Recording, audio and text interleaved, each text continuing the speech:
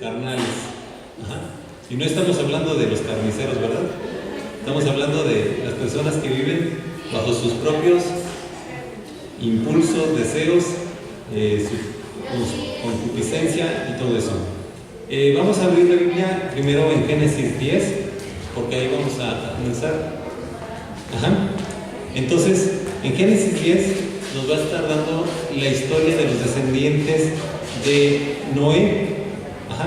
Y los hijos de Noé fueron Sem, Cam y Jafet. Ajá. Sem, Cam y Jafet. Y vamos a enfocarnos primero, vamos a estar viendo un punto sobre la descendencia de Cam. ¿Recuerdan qué hizo Cam? Ajá. Después del diluvio, Noé se tomó un tiempo ahí entre todo lo que hacía para embriagarse, y cuando estaba tomado, cuando estaba borracho, ebrio, en su tienda donde él vivía, se desnudó y ahí estaba dormido. Entonces vino su hijo, que se llamaba Cam, lo vio, se burló de eso y vino y le dijo a sus hermanos. Y sus hermanos vinieron y como muestra de respeto se voltearon y caminaron hacia atrás con ropa y lo cubrieron. Y entonces cuando despertó, Noé se enteró de todo eso y lo maldijo. Ajá, lo maldijo. Eso está en Génesis 9:24. Cuando Noé despertó de su borrachera y se enteró lo que su hijo menor le había hecho, declaró: maldito sea Canaán, será de sus dos hermanos el más bajo de sus esclavos. Y agregó: bendito sea el Señor, Dios de Sem, que Canaán sea su esclavo. Que Dios extienda el territorio de Jafet y que habite Jafet en los campamentos de Sem, y que Canaán sea su esclavo. ¿Sí? Entonces, ¿quién es Canaán? Canaán es uno de los hijos de Cam y está recibiendo la maldición de Noé por lo que había hecho Cam. Y esto nos va a hablar acerca de cómo un líder, un padre o un rey o un sacerdote trae problemas a los que están bajo de él por su mal comportamiento. Y entonces Cam está haciendo que su hijo Canaán sea maldecido por Noé. Entonces vamos a ver en Génesis 10 y fíjense quiénes son los descendientes de Cam. ¿Sí? Esta es la historia de Sem, Cam y Jafet, hijos de Noé, quienes después del diluvio tuvieron sus propios hijos. ¿Sí? Y primero estaba hablando de los hijos de Jafet en el versículo 2. ¿Sí? Después, en el versículo 6, va a hablar de los hijos de Cam. Los hijos de Cam. Y dice, fueron Cus, Mizraim, Fur y Canaán. Y vamos a ver qué engendraron estos hijos, ¿verdad? Primero Cus. Y Cus dice, tiene varios hijos. Ajá, tiene varios hijos. Y dice que en el versículo 8, dice, Cus fue el padre de Nimrod. Ajá.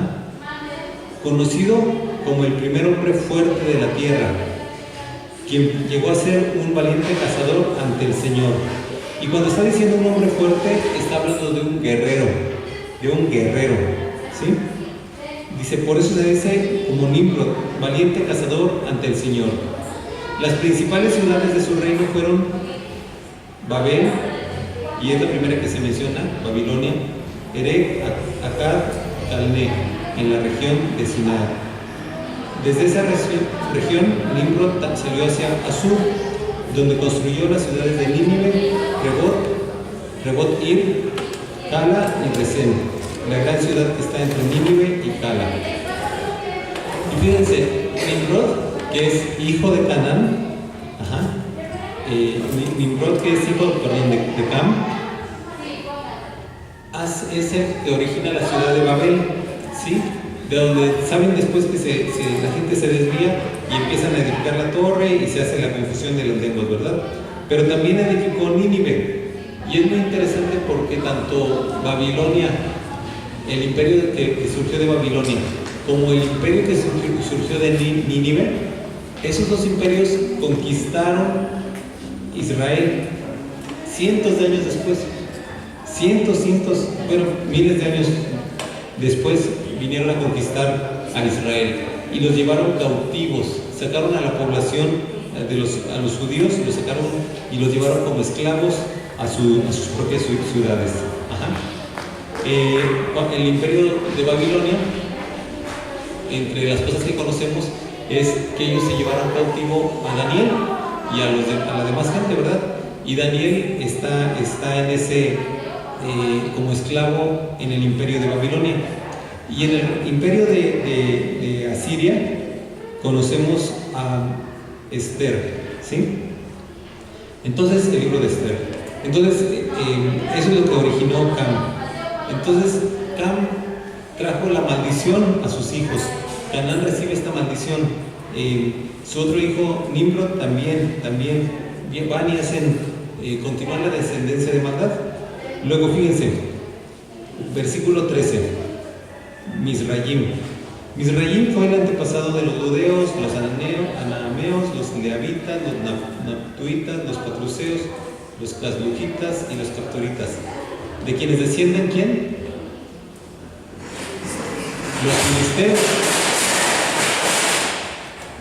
Los filisteos. Otro dolor de cabeza para Israel, ¿verdad? Y otro pueblo que también se dedicaba a las prácticas idólatras, ¿sí? Y después habla de Canaán. Y Canaán, pues, es otro de los hijos de Cam, el otro hijo de Cam. Y dice, fue el padre de Sidón, su primogénito, y de Het. Y fue antepasado de los jebuseos, los amorreos, los gergeseos, los heveos, los araceos, los cineos, los arvadeos, los semareos y los lamatitas, ¿sí?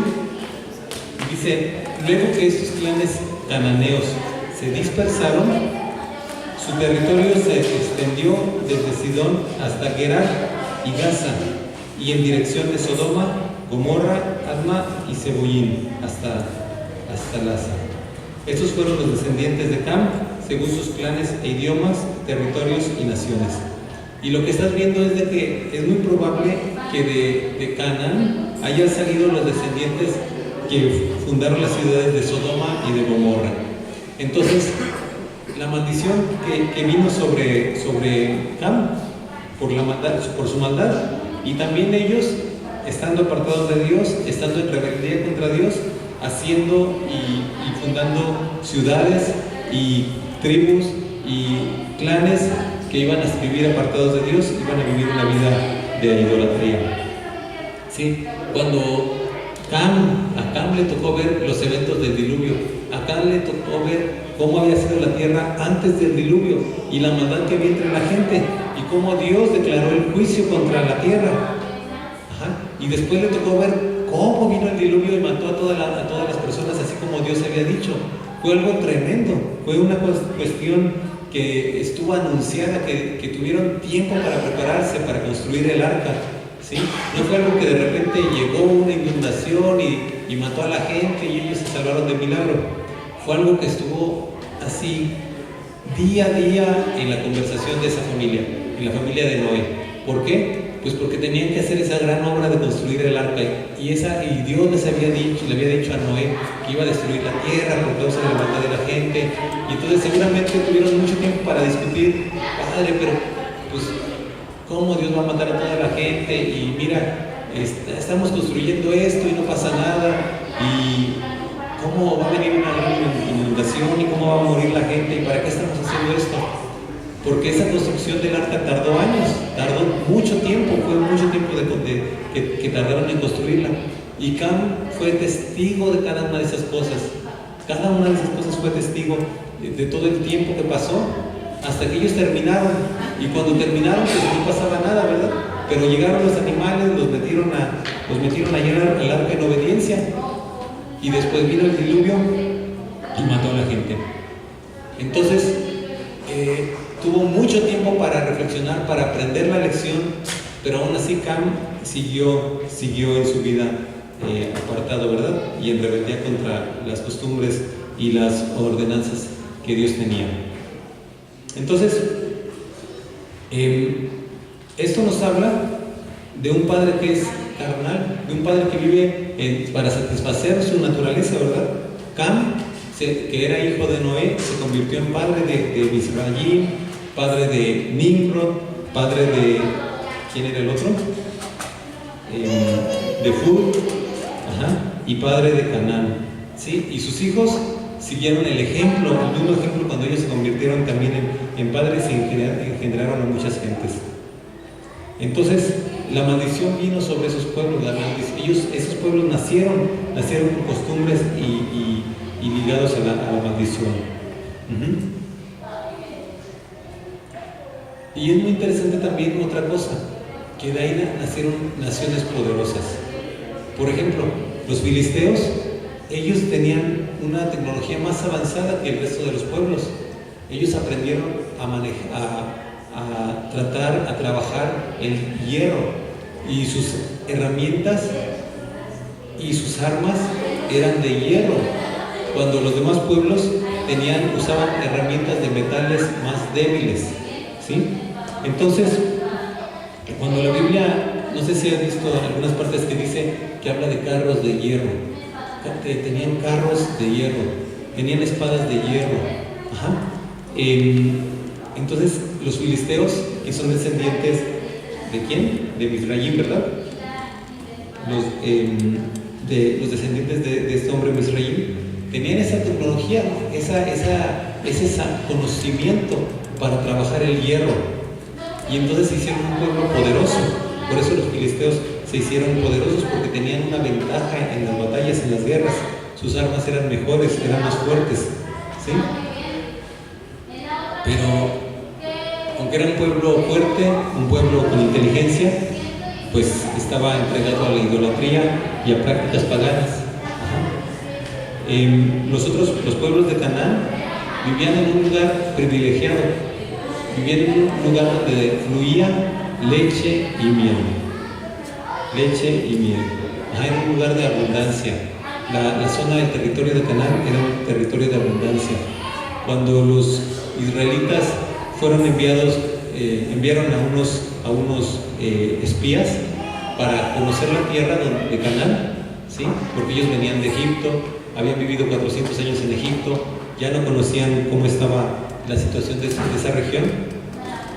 Dos de los espías regresaron cargando un racimo de uvas entre dos personas. Entonces era un lugar de abundancia, un lugar excelente para vivir, pero a causa de las costumbres paganas, a causa de cómo ellos entregaban a sus hijos para ser quemados en sacrificio para los dioses, para Moloch y otros dioses que tenían, Dios planeó expulsarlos de la tierra. Entonces, siendo naciones poderosas, estaban contaminadas, estaban llenas de violencia y de pecado.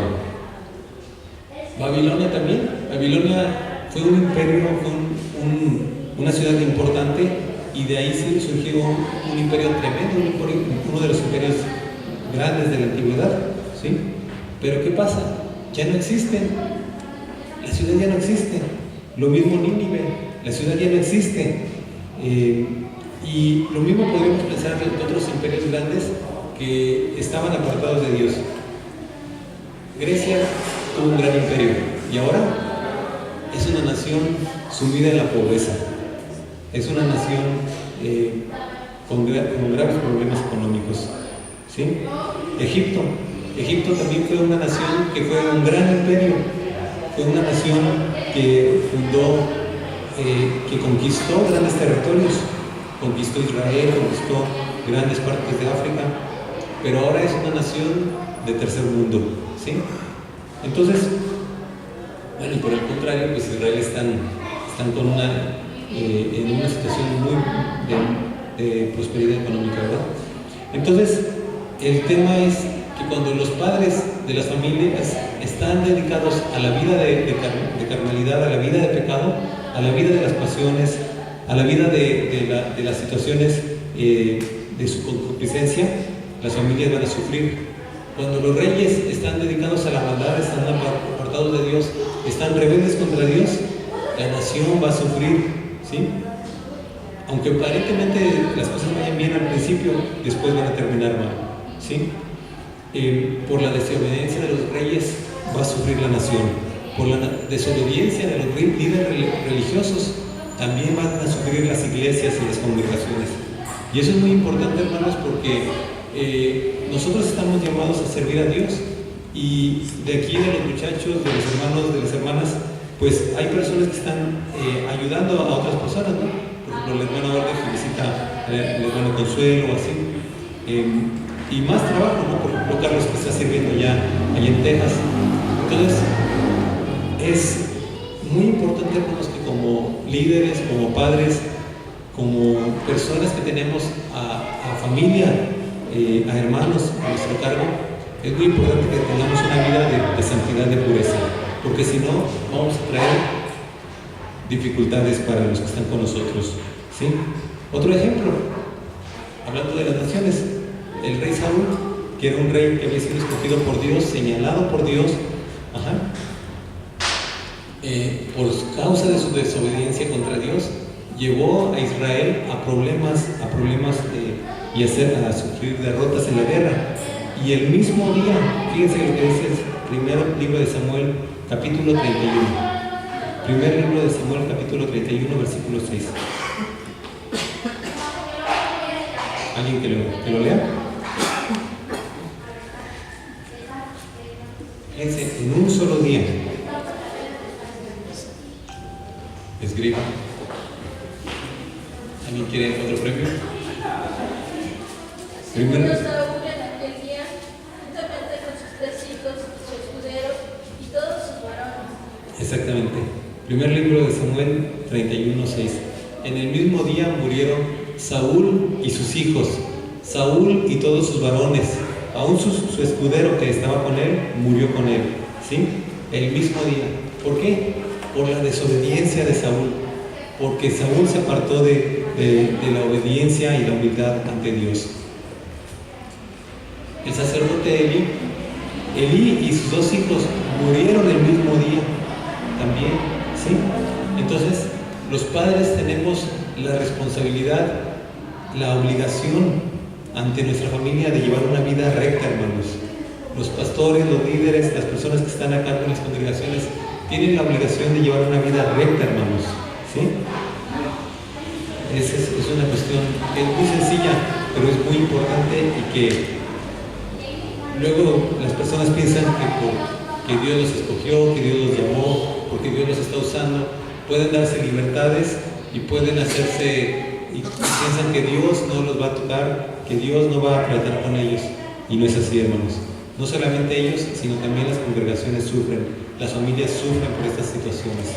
Entonces tenemos la responsabilidad, tenemos ese llamado, tenemos esa responsabilidad con nuestra familia para llevar una vida de rectitud. Vamos a ver el Salmo 1. El Salmo 1, versículo 1.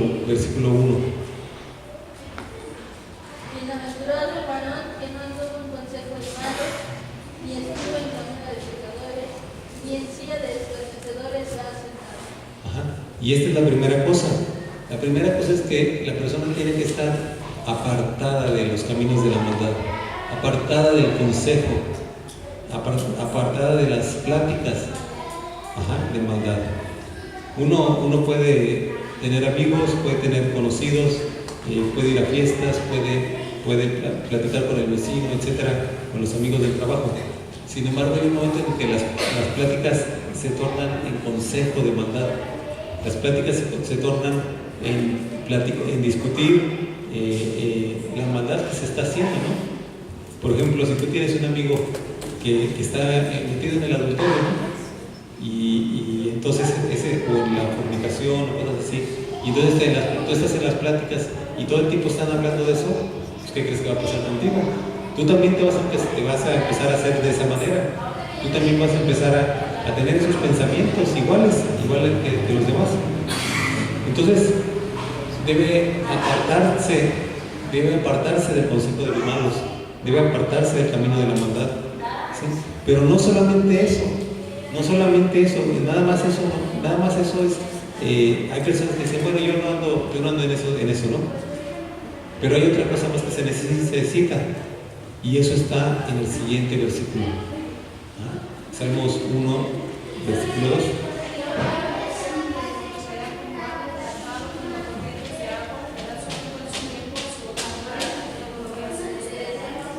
No, a ver,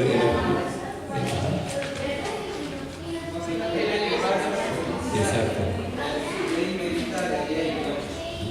Ajá, muy bien. Exactamente. Entonces, no solamente es que se aparta del consejo de los malos, sino también dice, en la ley de Jehová está su deleite. Ajá, en la ley de Jehová medita. Ajá, considera eso. Y básicamente está buscando cómo agradar a Dios, cómo estar bien delante de Dios, cómo llevar una vida que le sea agradable. Entonces, esa parte también es muy importante, ¿no? No solamente no meterse en las cosas de maldad, pero también de una manera activa, de una manera decidida, buscar la vida de Dios, buscar las formas de Dios, buscar los caminos de Dios. Entonces, no solamente es no hacer lo malo, sino también es hacer lo bueno.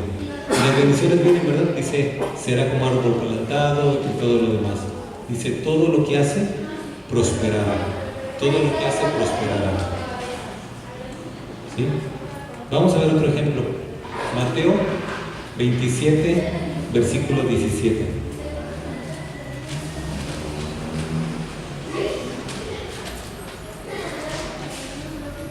Y este es un ejemplo del lado religioso, ¿no? Vimos un ejemplo con Saúl como rey y padre. Aquí estamos viendo Salmos 1:2. Estamos viendo a la persona que se aparta del camino de maldad y que se entrega a buscar a Dios. Y ahora vamos a ver el ejemplo de un líder religioso. Mateo 27, versículo 17.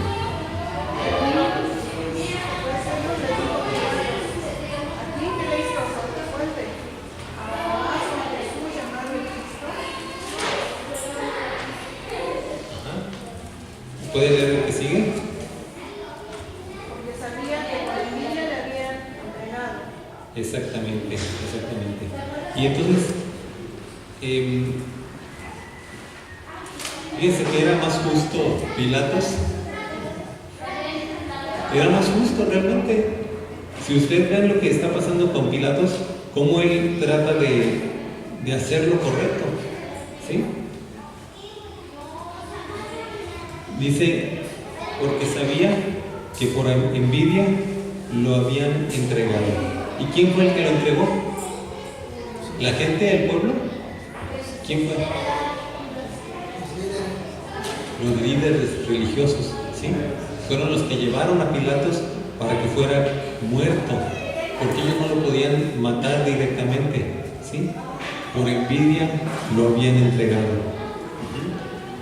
Y es muy interesante eso, porque esos líderes estaban ministrando en el templo de Dios en ese tiempo. Esos líderes hacían los sacrificios, y una vez al año entraban al lugar santísimo a ofrecer el sacrificio de sangre por su pueblo, por el pueblo, y entraban después de un rito de purificación. Y si no hacían correctamente el rito de purificación, morían cuando entraban. Entonces la persona que entraba al lugar santísimo una vez al año, solamente una vez al año entraba con temor. Y además entraba con unas campanillas. Se le ponían unas campanillas en la ropa para que la gente oyera que se movía, ¿verdad? ¿Y qué pasaba si no se movía? Pues es que no había hecho bien el rito de purificación. Estaba muerto adentro. ¿Y cómo lo sacaban? La persona entraba con un lazo, le amarraban una cuerda. Era así de serio, hermanos. No era de que, ay, sí, qué felicidad, a mí me tocó ser el que va a entrar a hacer el sacrificio este año, ¿verdad? Qué padre. pues entraba y se moría y ya no salía, ¿no? Y toda la familia a velarlo y a enterrarlo. No lo velaban, nomás lo enterraban. No, pues imagínense, entraste a la presencia de Dios, entraste al lugar santísimo de toda tu nación y te moriste ahí, porque entraste con mancha, entraste con una mancha, hermano, ¿sí? Y se moría la gente. Entonces, para que no les pasara eso, o bueno, o por si les pasaba, traían las campanillas y entraban con un lazo. Entonces, así como los que estaban afuera, no, pues no sale y no se oye nada, a jalarlo, ¿no? Porque se murió adentro. Una cosa tremenda, hermano, una cosa tremenda. El arca era una cosa, era algo tremendo también, porque el que la tocaba se moría la gente. Y en un momento narra la Biblia que unos quitaron la tapa del arca y se asomaron para ver el maná que estaba dentro. Y todos los que estaban ahí se murieron. No, o sea, ni tocaron, nada más por estar ahí, por ver, por hacer como este acto de atrevimiento. Uno podría decir, bueno, pero pues tenían curiosidad, querían conocer de lo que Dios había hecho. Estaba prohibido. Y entonces se morían. Entonces, esos líderes que hacían eso delante de Dios, de la presencia de Dios, que entraban en el lugar santísimo, que ministraban, que ofrecían las ofrendas por el pecado, que hacían los sacrificios, que enseñaban al pueblo la ley, que todos los sábados estaban en las sinagogas enseñándole al pueblo, por envidia entregaron a Jesús. Y era algo tan notorio que hasta Pilatos, que era una persona encargada por el gobierno romano, que no era un judío, que era como el gobernador romano que estaba ahí en Jerusalén, hasta él sabía que por envidia lo habían entregado. Entonces era algo visible de todas luces, era algo que lo que había en el corazón de ellos era notorio para toda la gente. Entonces, ellos por un lado estaban ministrando acá muy purificados, siguiendo el ritual, y por el otro lado en su corazón, ¿qué tenían? Envidia de Jesús. Estaban molestos de que estuviera haciendo milagros. Imagínate que es una cosa tremenda, ¿no? Tú si sanaran a alguien de tu familia, pues estarías agradecido con Dios. Pero estos hombres estaban molestos por todo eso. Entonces Jesús fue entregado. ¿Y cuál fue la consecuencia de eso? La consecuencia de eso es que la nación de Israel no conoció al que les fue enviado. ¿Sí? Cristo fue enviado para ellos, por causa de ellos, y no le recibieron. Cristo vino como uno de los suyos y no le recibieron. ¿Sí? Él iba a ser sacrificado por el pueblo, por los pecados de todo el pueblo. Él estaba para ser el Cordero de Dios. Pero entonces Israel, al no recibirle, alargó el tiempo de la venida del Señor como rey, como triunfante, para ponerlos en alto. Eso pues hizo que los gentiles entráramos ahí a la obra de Dios, ¿sí? Pero los judíos quedaron apartados por un tiempo.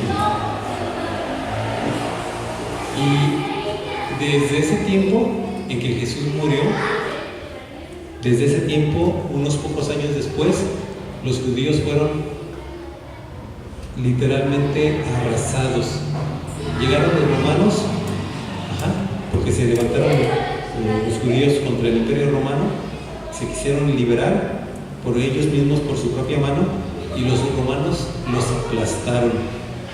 Se dice que en Israel, en Jerusalén, se dice que mataron como 1 millón de personas, 1 millón de muertos en esa guerra. Y los judíos fueron expulsados y se les prohibió regresar a Israel. Se les echó fuera del país a los que sobrevivieron. El templo fue destruido, cada piedra fue rota, cada piedra fue separada una de la otra. ¿Por qué? porque en las paredes del templo había ¿qué? Oro. Había láminas de oro, muy delgadas, pero era oro. Y entonces los romanos rompieron piedra por piedra, y se cumplió lo que dijo Jesús, que no iba a quedar piedra sobre piedra, porque para quitar el oro, pues tuvieron que destruir los romanos, ¿verdad? Entonces, y de ahí inició un tiempo de sufrimiento. Los judíos fueron perseguidos en la Inquisición romana, en la Inquisición española, fueron muertos durante las cruzadas, fueron muertos en la Edad Media en diferentes momentos, ¿sí? En Rusia fueron muertos, han sido perseguidos, en Alemania durante la Segunda Guerra Mundial, en toda Europa. Entonces, todo porque no recibieron al rey de los judíos, todo porque no recibieron al que les fue enviado, ¿sí? Por causa de unos pocos sacerdotes que se llenaron de envidia, todo este problema vino sobre ellos, toda esta dificultad vino. ¿Sí?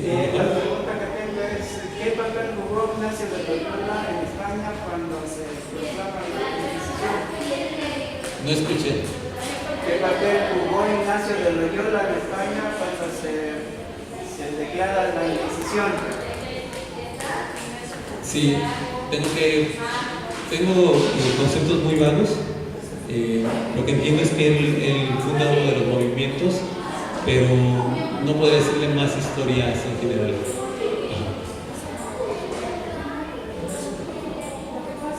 ¿Quiere decir acá para que se oiga? Por eso aquí se va a oír.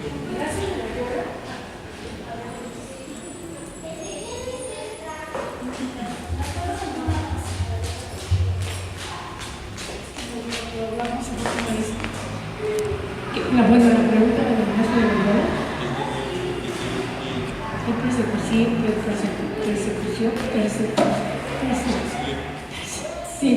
Persiguió al pueblo,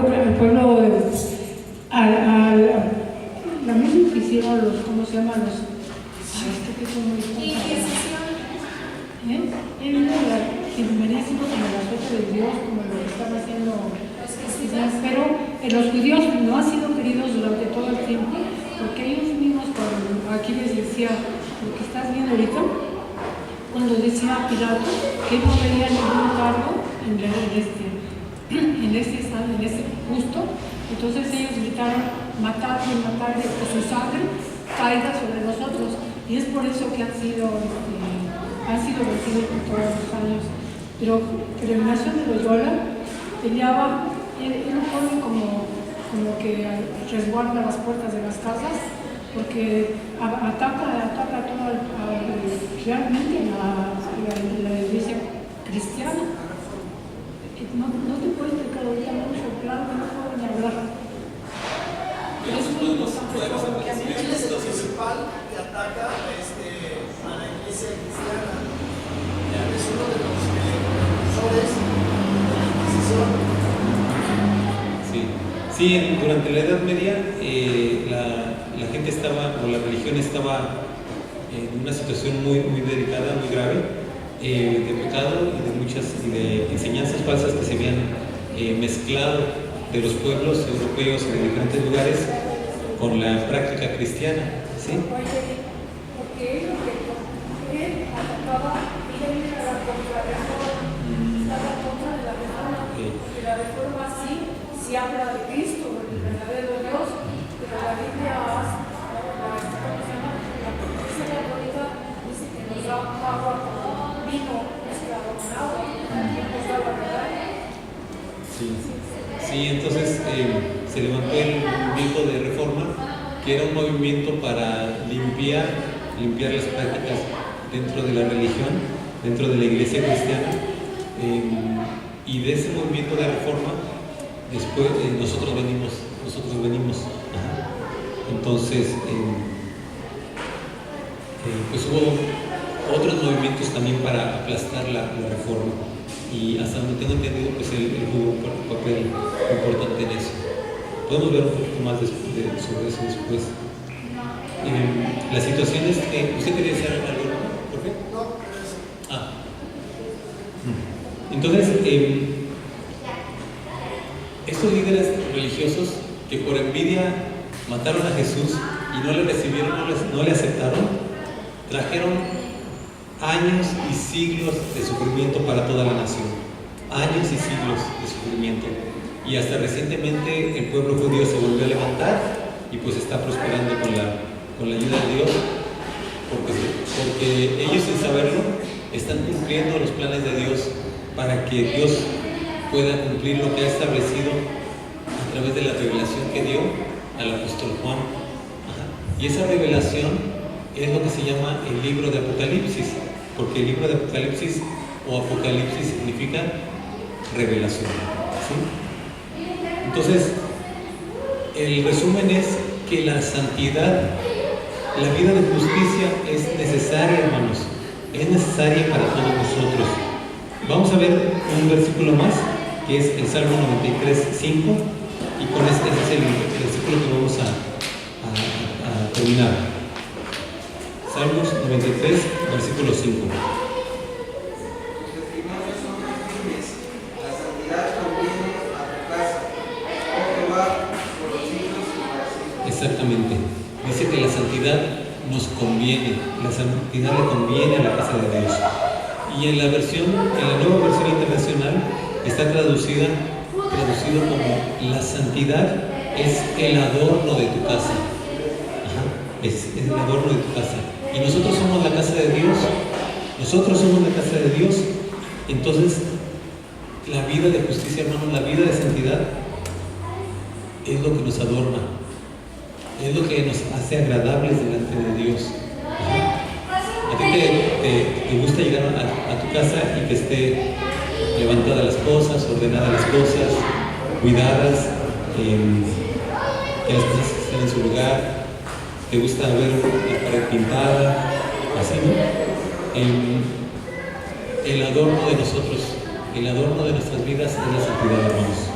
Sí, nos conviene, es algo que nos conviene, hermanos. ¿Sí? Es algo que necesitamos como padres, es algo que necesitamos como líderes, incluso en los trabajos, hermanos. Necesitamos una vida de santidad, ¿no? Para que Dios traiga la bendición en ese lugar y no seamos objeto de maldición. Amén. Amén. Dios les bendiga.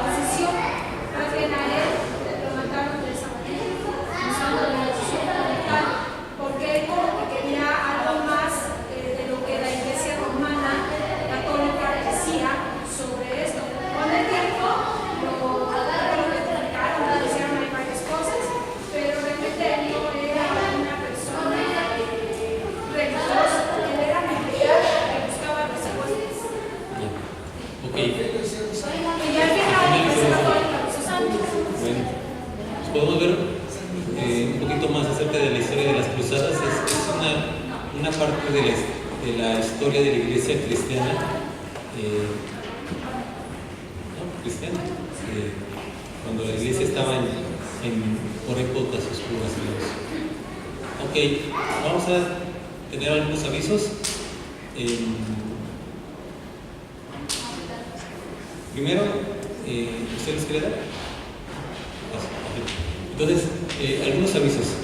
Primero, la próxima semana es el tema el tema de las mujeres, ¿sí? Le voy a dar una carta, ¿verdad? Muy bien, muy bien, muy bien. Entonces, toca sobre la hija de... la mujer cirofenicia. La mujer cirofenicia. Perfecto. Entonces, prepárense para el tema, ¿sí? Y estamos ya muy cerca de la convención. La convención es 13 y 14 de octubre, ¿sí? Sábado y domingo, entonces prepárense. Nos toca participar con los niños el día sábado en la mañana. No tenemos que estar todos con los niños, pero sí hay que saber quién va a estar ayudando para ese tiempo, ¿sí? Es de 11 a... ¿De 10? Ajá, creo que es de 10:50 a 12. Algo así. Ahí tenemos el dato. Entonces, son esos dos avisos y vamos a ver si en este tiempo después o antes de la convención tenemos alguna reunión especial con los hermanos que vienen de visita. Estamos ahí anotados, todavía no nos dicen si nos toca algún día o no, les avisaremos enseguida. ¿Algún otro aviso? ¿Nadie va a hacer fiesta y va a invitarnos a comer? No, bueno, muy bien. Creo que eso es todo. Eso es todo. Entonces, Dios les bendiga y ya terminamos.